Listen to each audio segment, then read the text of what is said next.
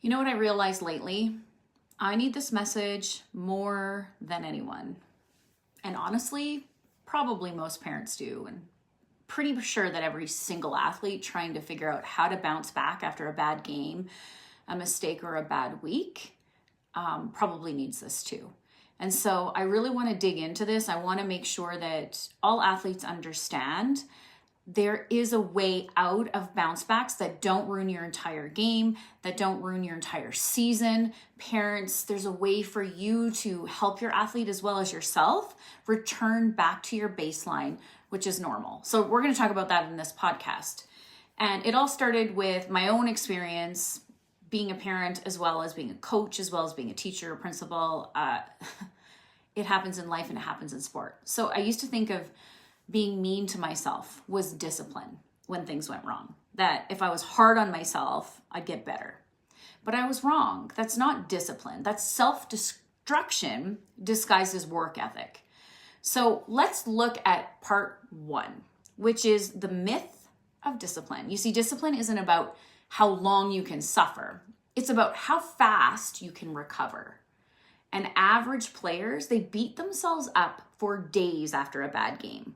Champions, they fix it in minutes. And the faster you reset, the faster you grow.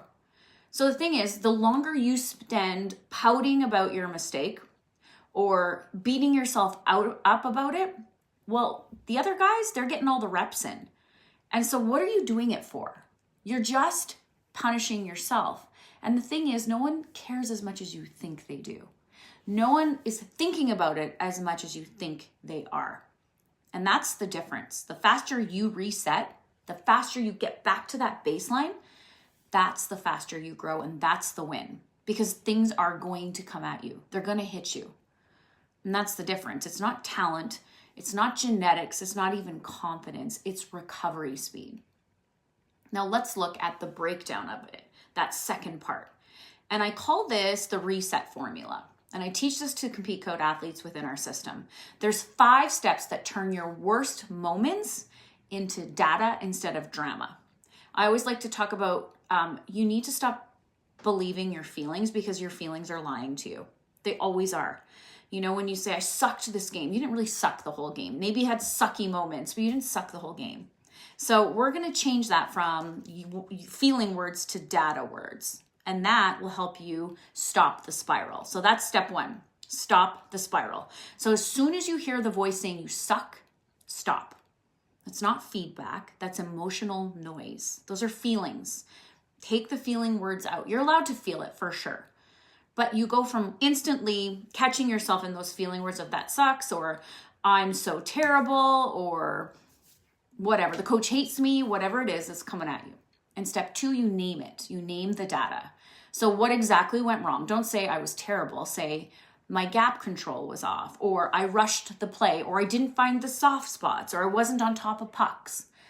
Pick one thing. Facts beat the feelings every time. And step 3 is where you extract the input. So extract means you take it out. So what input needs to change? Is it better game prep? Do I need to diagnose my bottleneck and track it?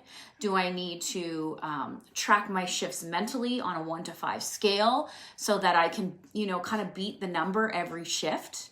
I can kind of self-fix, self-diagnose right inside the game.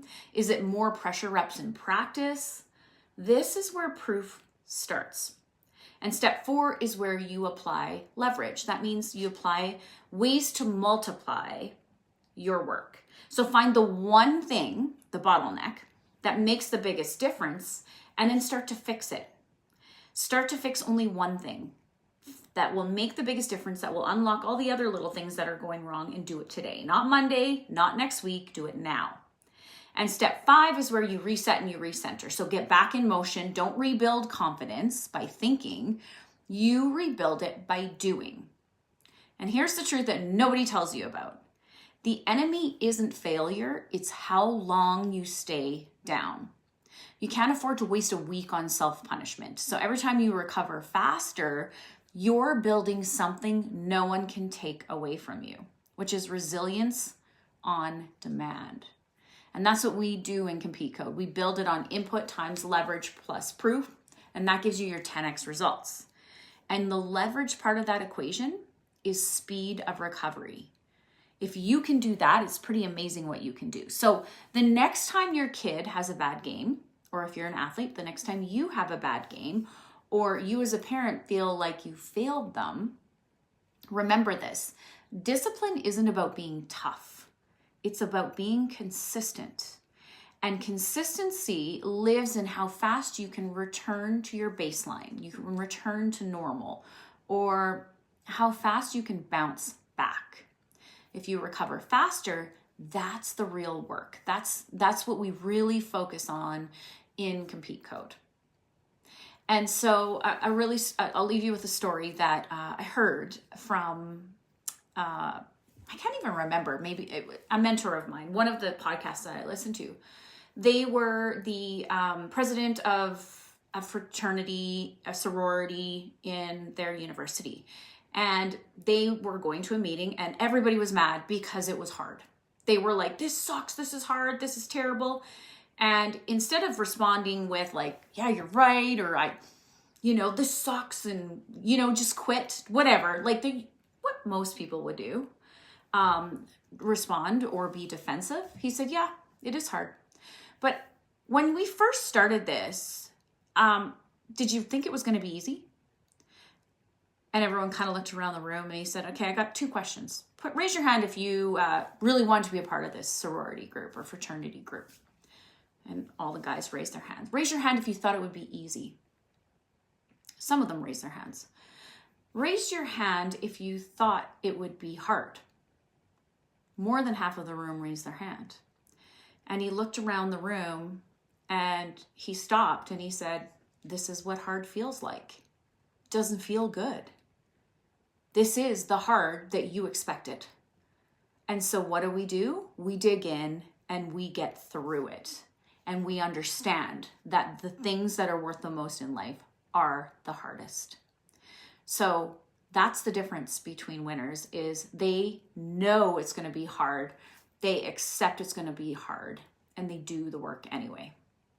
So if you like this episode, I would love for you to join me over on Instagram, DM me whatever you want to hear about, and we'll do some episodes on this YouTube channel for it.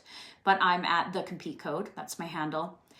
You can DM me directly. I've got a bunch of free stuff at thecompetekode.com as well. But I'd love to see you a part of our community. Get on our email list. I send out Compete Hit emails that take a minute to read that are instant wins for your athletes every week. So hope to see you there. But that's the real Compete Code. The quicker you can recover faster and return to baseline, the more you will win in sport and life.